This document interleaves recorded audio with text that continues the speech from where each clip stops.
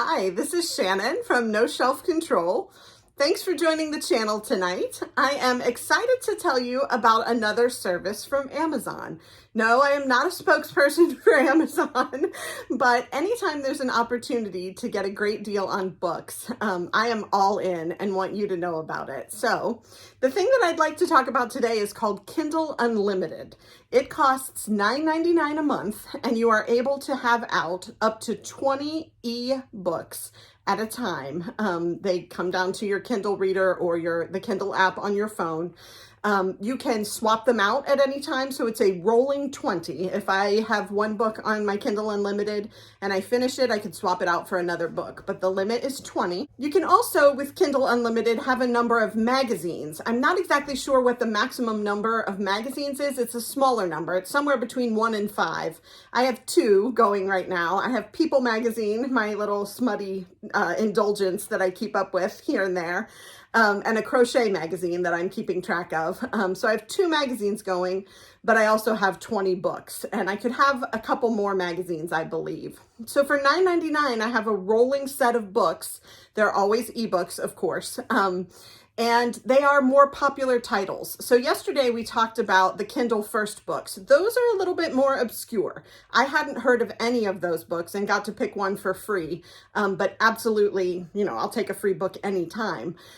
These are, as you'll see when we go through my list of Kindle Unlimited, these are the more popular books and things that you will definitely recognize and be excited to get your hands on. It does cost $9.99 a month, but to me, and the fact that I read so many ebooks, it's been well worth it. So let's talk about what I have in my Kindle Unlimited, just to give you a little glimpse into what's possible. The first one I want to talk about is Only Mostly Devastated by Sophie Gonzalez. It was published March 3rd, 2020. It's 281 pages by Wednesday Books. And it's got these characters all across the title here. And I believe those are the characters we're going to hear about in the book. So it's a good cover. Here's what I know about Only Mostly Devastated. Will Tavares is the dream summer fling. He's fun, affectionate, kind. But just when Ollie thinks he's found his happily ever after, summer vacation ends and Will stops texting Ollie back. Now Ollie is one prince short of his fairy tale ending, and to complicate the fairy tale further, a family emergency sees Ollie uprooted and enrolled at a new school across the country, which he minds a little less when he realizes it's the same school Will goes to, except Ollie finds that the sweet, comfortably queer guy he knew from summer isn't the same one attending Collingswood High. This Will is a class clown, closeted, and to be honest, a bit of a jerk. Ollie has no intention of pining after a guy who clearly isn't ready for a relationship, especially since this new bro-y, jock version of Will seems to go from hot to cold every other week. But then Will starts coincidentally popping up in every area of Ollie's life, from music class to the lunch table, and Ollie finds his resolve weakening. The last time he gave Will his heart, Will handed it back to him, trampled and battered. Ollie would have to be an idiot to trust him with it again, right? Right. Simon versus the Homo sapiens agenda meets Clueless in this boy meets boy spin on Grease. Interesting. I loved Grease as a kid. I knew every song, every dance. I had them all memorized. I didn't know what half of the words meant. It was so dirty, and I was way too young to understand it, but I loved Grease. I thought I was Olivia Newton-John. So very interested in reading that. It's a light sort of queer fiction, maybe even YA kind of read. So I love those kinds of things, and I'm definitely going to check that one out. The next one on my Kindle Unlimited is called Honor by Thridi Umrigar, best-selling author of The Space Between Us. And the blurb says, a powerful, important, unforgettable book by Cheryl Strayed, author of Wild. So this one was published January 4th, 2022 by Algonquin Books, and it's 326 pages. In this riveting and immersive novel, best-selling author Thridi Umrigar tells the story of 2 couples and the sometimes dangerous and heartbreaking challenges of love across a cultural divide. Indian-American journalist Smita has returned to India to cover a story, but reluctantly. Long ago, she and her family left the country with no intention of ever coming back. as she follows the case of Meena, a Hindu woman attacked by members of her own village and her own family for marrying a Muslim man. Smita comes face to face with a society where tradition carries more weight than one's own heart, and a story that threatens to unearth the painful secrets of Smita's own past. While Mita's fate hangs in the balance, Smita tries in every way she can to right the scales. She also finds herself increasingly drawn to Mohan, an Indian man she meets while on assignment. But the dual love stories of honor are as different as the cultures of Meena and Smita themselves. Smita realizes she has the freedom to enter into a casual affair, knowing she can decide later how much it means to her. In this tender and evocative novel about love, hope, familial devotion, betrayal, and sacrifice, Thridi Umrigar shows us two courageous women trying to navigate how to be true to their homelands and themselves at the same time. So I think you've heard me say I love Indian culture, so this will certainly be right up my alley. Obviously, I picked it for my Kindle Unlimited choice, or one of them. But I was in India for several months while I was getting my MBA and just loved the country, loved the people. It was extremely sad and guilt-inducing because of the poverty, but the people, every person that I met in India was incredibly warm and kind, and I just loved it. So this book being about two facets of Indian culture and someone who has immigrated to the United States and someone who is struggling in India is very, very interesting to me. So let's see what the third one is. The third one on my list is We Are the Light by Matthew Quick. And he is the New York Times bestselling author of The Silver Linings Playbook, which I have never read, but I've seen the movie and really liked. And here's what the blurb about the book says. It says, a timely, lovely, and sometimes heartbreaking novel of grief and hope, beautifully told through a series of letters that shine light on our capacity to heal even after tragedy. And that quote is from Mitch Albom, author of The Stranger in the Lifeboat.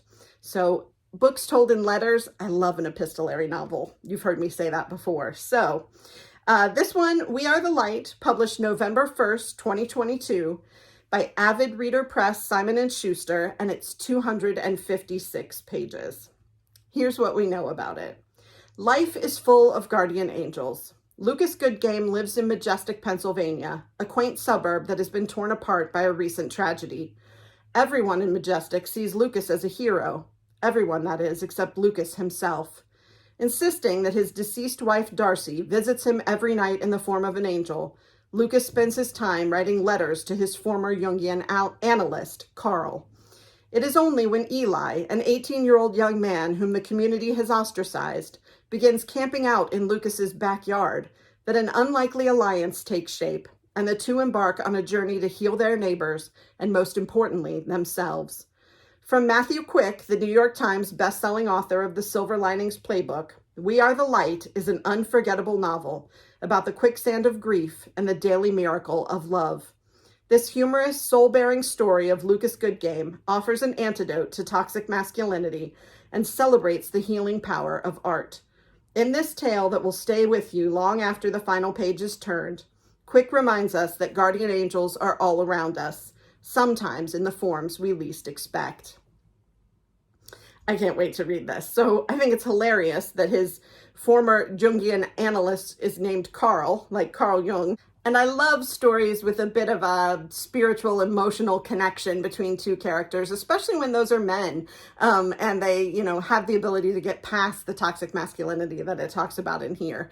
And I love a story that sticks with me after I've read it. So love to read a book and then continue to think about it and think about it and think about it and have it come up when I'm least expecting it. So I have high hopes for We Are the Light by Matthew Quick. I also know that he does a great job with characters simply because of the movie, The Silver Linings Playbook. They were well drawn and incredibly interesting in the movie. And so I can only imagine that they were even more so in the book. The next one I have is The Love Songs of W.E.B. Dubois. And this is an Oprah's Book Club 2021 pick. It's by Honoré Fannin Jeffers. and there is no blurb on the book. It was published August 24th, 2021 by Harper, and it's 816 pages. I think this is the longest book I've ever talked about on the channel. We talked about Cloud Cuckoo Land, and it only ended up being 600 and something, but this is 816 pages. So, the love songs of W.E.B. Dubois. And this is what we know. The 2020 National Book Award nominated poet makes her fiction debut with this magisterial epic, an intimate yet sweeping novel with all the luminescence and force of Homegoing, Sing Unburied Sing, and The Water Dancer, that chronicles the journey of one American family from the centuries of the colonial slave trade through the Civil War to our own tumultuous era. The great scholar W.E.B. Dubois once wrote The Problem of Race in America and what he called double consciousness, a sensitivity that every African American possesses in order to survive. Since childhood, Ailey Pearl Garfield has understood Dubois' words all too well, bearing the names of two formidable Black Americans, the revered choreographer Alvin Ailey and her great-grandmother Pearl, the descendant of enslaved Georgians and tenant farmers. Ailey carries Dubois' problem on her shoulders. Ailey is reared in the North, in the city, but spends summers in the small Georgia town of Chickasetta, where her mother's family has lived since their ancestors arrived from Africa in bondage. From an early age, Ailey fights a battle for belonging that's made all the more difficult by a hovering trauma, as well as the whispers of women, her mother Belle, her sister Lydia, and a maternal line reaching back 2 centuries, that urge Ailey to succeed in their stead. To come to terms with her own identity, Ailey embarks on a journey through her family's past, uncovering the shocking tales of generations of ancestors, Indigenous, Black, and white, in the Deep South. In doing so, Ailey must learn to embrace her full heritage, a legacy of oppression and resistance, bondage and independence, cruelty and resilience that is the story and the song of America itself. So I loved Homegoing. I know you've heard me say that before. I hope that you've read it. If you haven't, it's by Ya Jesse. Check it out. It covers all the way back from the slave trade up until modern times. And it takes these 2 women. I don't know why I'm telling you about Homegoing, but I have to. These 2 women, one who remained enslaved and one who became freed, and it follows their lineage through time, and tells you the stories of their children and grandchildren and how it comes back to the 2 families meeting at some point in the future. And this sounds like it, as they say, it has some similarities to Homegoing. So I'm really curious to get into Ailey's story and see how she is expected to dig into her past and what she learns and how it changes how she lives. So that is the love songs of W.E.B. Dubois. And I think the first couple times I said it, I said Dubois, but I know W.E.B. Dubois. I know how that's pronounced. So I know that S goes there, even though it doesn't go there in Illinois. So the next book on my list, number 5, is the final revival of Opal and Nev, and it is by Dawnie Wilson. The book is blurbed by Ta-Nehisi Coates, whom I adore, and it says, one of the most immersive novels I've ever read. That is high praise. So let's see what else we know about it. Published on March 30th, 2021 by 37 Inc., and it's 368 pages. And here's the synopsis of the final revival of Opal and Nev. An electrifying novel about the meteoric rise of an iconic interracial rock duo in the 1970s, their sensational breakup, and the dark secrets unearthed when they try to reunite decades later for one last tour. Opal is a fiercely independent young woman pushing against the grain in her style and attitude, Afro-punk before that term existed. Coming of age in Detroit, she can't imagine settling for a 9-to-5 job, despite her unusual looks. Opal believes she can be a star. So when the aspiring British singer-songwriter Neville Charles discovers her at a bar's amateur night, she takes him up on his offer to make rock music together for the fledgling Rivington Records. In early 70s New York City, just as she's finding her niche as part of a flamboyant and funky creative scene, a rival band signed to her label brandishes a Confederate flag at a promotional concert. Opal's bold protest and the violence that ensues sets off a chain of events that will not only change the lives of those she loves, but also be a deadly reminder that repercussions are always harsher for women, especially Black women who dare to speak their truth. Decades later, as Opal considers a 2016 reunion with Nev, music journalist S. Sonny Shelton seizes the chance to curate an oral history about her idols. Sonny thought she knew most of the stories leading up to the cult duo's most politicized chapter, but as her interviews dig deeper, a nasty new allegation from an unexpected source threatens to blow up everything. Provocative and chilling, the final revival of Opal and Nev features a backup chorus of unforgettable voices, a heroine the likes of which we've not seen in storytelling, a daring structure, and introduces a bold new voice in contemporary fiction. Reminds me a little bit of a Daisy Jones and the Six, but a very different kind of band and a very different kind of story. So not necessarily the story of the relationship between Daisy and the other band members, but the relationship of Opal with the outside world and, what happens as she's in this interracial rock duo. So that sounds good to me. Loved Daisy Jones and the Six. If you haven't read that one, go check it out. Don't bother with the movie. It wasn't that good. Okay, so let's keep going. The next one I have, number 6, is Anatomy by Dana Schwartz. And I love this cover. So it's supposed to be a beautiful dress, but it's also the shape of the actual anatomical heart around this woman. So it's called Anatomy, a Love Story, and it's blurbed by Neil Gaiman, and it says, Dana Schwartz is one of the brightest of the next generation of young writers, irreverent, intelligent, and smart. And I know that there happens to be a sequel to this book out right now, which is why I really want to read this one. So Anatomy was published January 18th, 2022 by Wednesday Books, and it's 338 pages. Here's what we know. Edinburgh, 1817. Hazel Sinnett is a lady who wants to be a surgeon more than she wants to marry. Jack Kerr is a resurrection man who's just trying to survive in a city where it's too easy to die. When the two of them have a chance encounter outside the Edinburgh Anatomists' Society, Hazel thinks nothing of it at first. But after she gets kicked out of renowned surgeon Dr. Beecham's lectures for being the wrong gender, she realizes that her new acquaintance might be more helpful than she first thought. Because Hazel has made a deal with Dr. Beecham.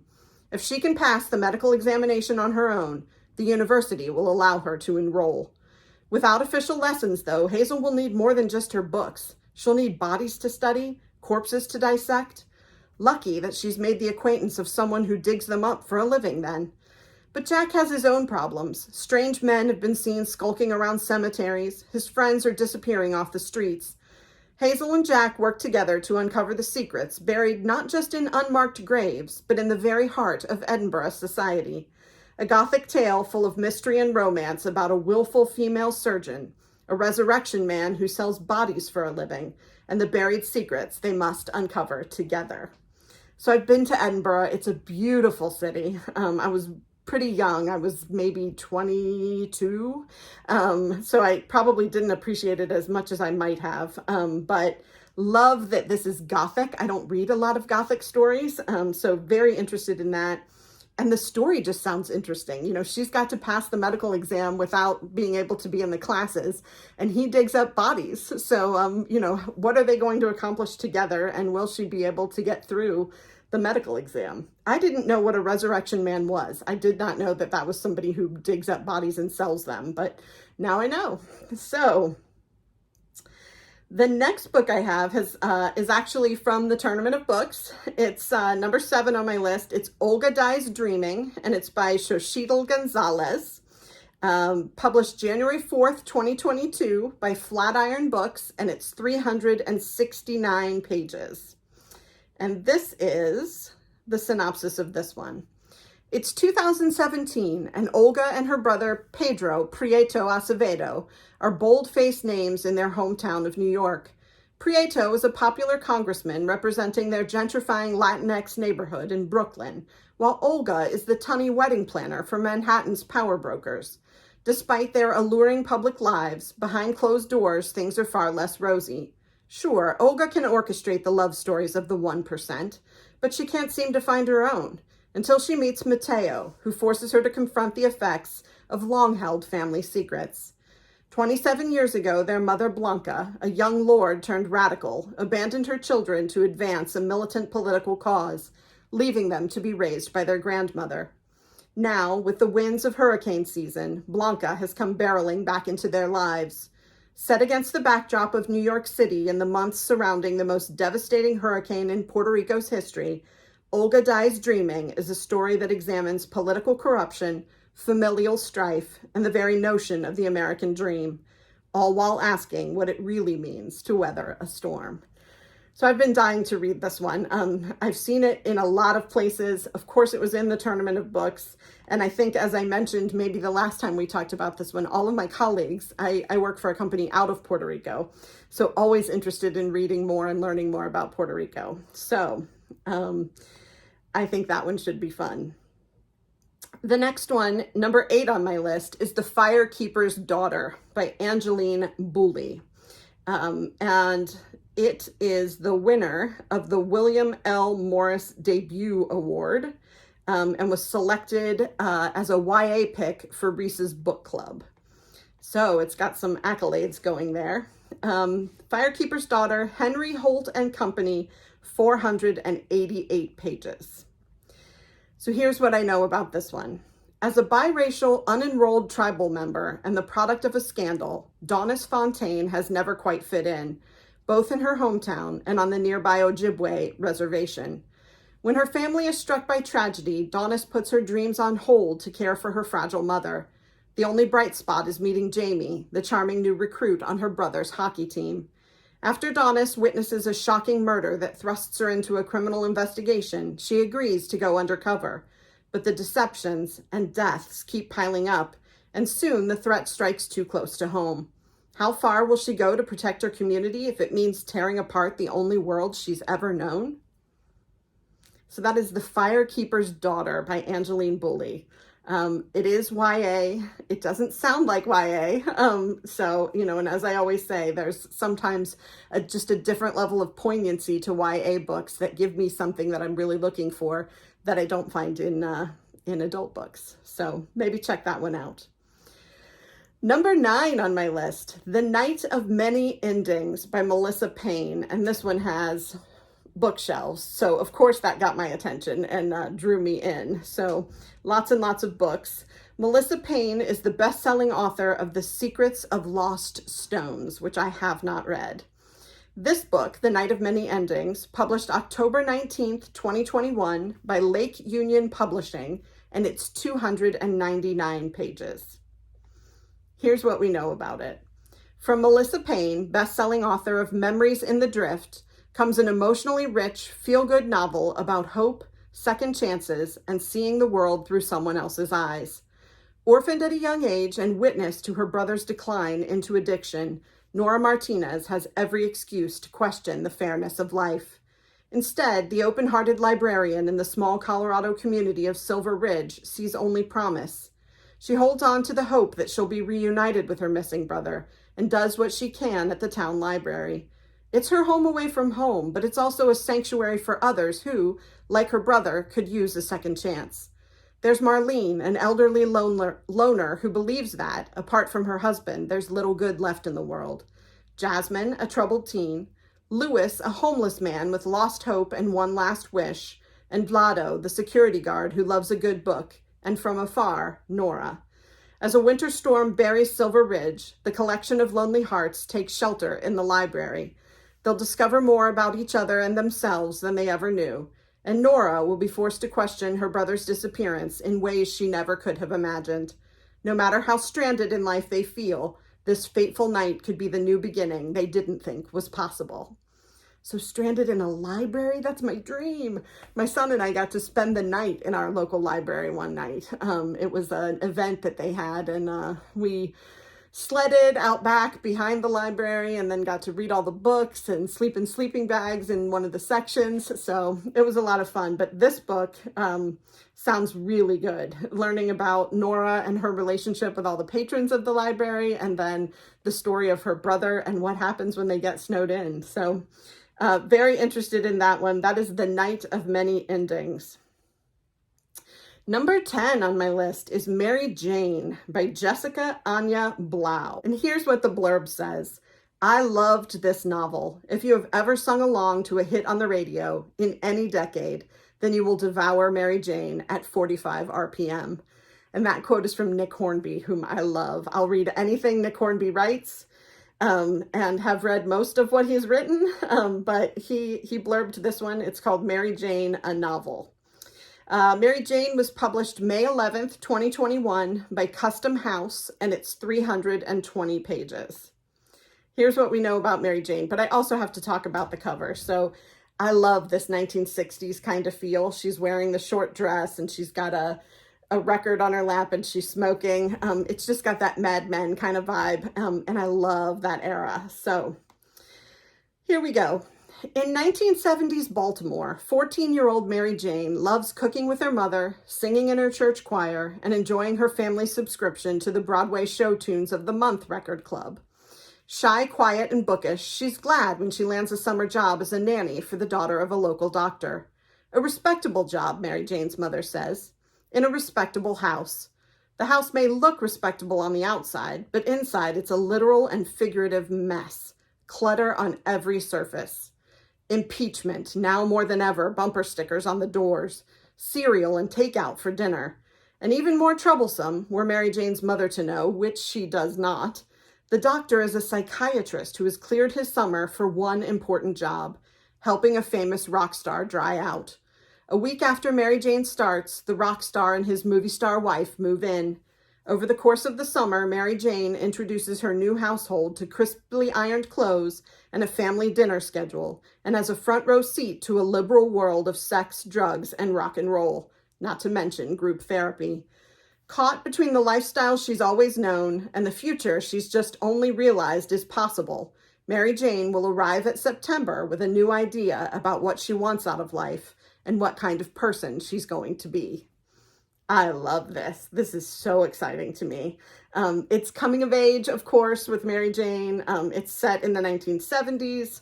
It's got this quirky family that she's going to become part of, and she's going to develop in new ways because of her relationship with these folks. So, plus the house sounds like mine, completely crazy and cluttered, and we eat takeout and cereal for breakfast. So maybe I need to hire somebody named Mary Jane to come and help me out. Okay, excited about that one. So those are the first 10 books that I have on my Kindle Unlimited list. And I figure I will come back tomorrow and we can talk about the remaining 10. I know you don't want to sit through a video about 20 different titles, so I will split it up. Those are the first 10 Kindle Unlimited titles that I have. Look forward to coming back tomorrow and hearing about the rest. They are just as good, I promise. It is well worth my $9.99 a month to have access to these books. And as I said, it's a rolling access to the books. So as soon as I finish one, I can pick another one. And there are always more that I'm interested in to choose from. So if you enjoyed this, please like and subscribe. And I hope you will come back tomorrow to hear about the rest of the titles on my Kindle Unlimited list and find out how to get your own. I will look forward to talking to you more then. Have a great one. Thanks.